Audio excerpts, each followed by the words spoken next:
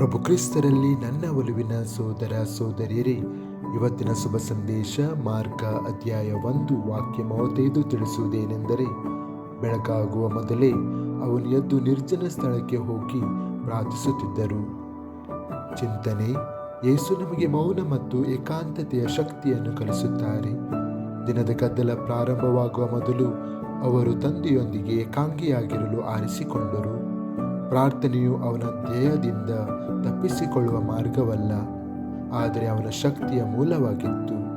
ಮುಂಜಾನೆಯ ಮೌನದಲ್ಲಿ ಯೇಸು ಸ್ಪಷ್ಟತೆ, ಶಾಂತಿ ಮತ್ತು ನಿರ್ದೇಶವನ್ನು ಕಂಡುಕೊಂಡನು.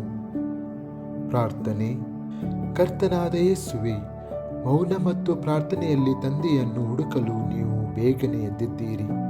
ವಿಶೇಷವಾಗಿ ನನ್ನ ಕಾರ್ಯನಿರತ ಜೀವನದ ನಡುವೆ ನಿಮ್ಮೊಂದಿಗೆ ಶಾಂತ ಕ್ಷಣಗಳನ್ನು ಮೌಲ್ಯೀಕರಿಸಲು ನನಗೆ ಕಲಿಸಿರಿ.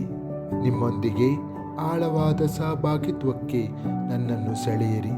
ಇದರಿಂದ ನನ್ನ ಮಾತುಗಳು ಮತ್ತು ಕಾರ್ಯಗಳು ನಿಮ್ಮ ಉಪಸ್ಥಿತಿಯಿಂದ ಅರಿಯುವಂತೆ ನನಗೆ ಆಶೀರ್ವದಿಸಿರಿ. ಪ್ರಾರ್ಥನೆಯಲ್ಲಿ ಬೆರರಿರುವ ಮತ್ತು ನಿಮ್ಮ ಚಿತ್ತದಲ್ಲಿ ನಂಬಿಕೆ ಇಡುವ ಪ್ರತಿದಿನವನ್ನು ಪ್ರಾರಂಭಿಸಲು ನನಗೆ ಅನುಗ್ರಹ ನೀಡಿರಿ. ಆಮೆನ್.